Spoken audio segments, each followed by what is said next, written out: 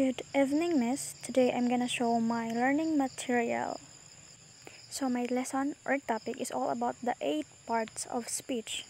So naa siya duha ka column, and every column it consisted of different parts of the speeches. So we have the pronouns. I listed nako dira ang mga definition ug yung example, and then same pod sa uban nga column na apgyapon level nga mga parts of speeches, yeah.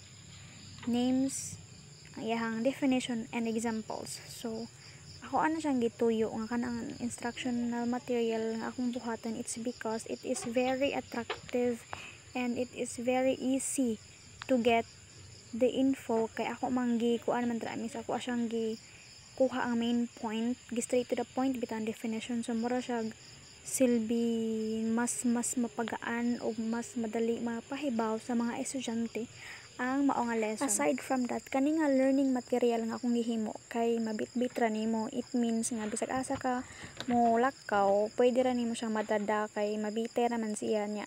Pwede ra pud nimong mapapilit sa bongbong if ever dili na mo magklase para malingi-lingi sa mga estudyante ug mas dali nilang mahinumduman ang maong topic. That's all, miss. Thank you.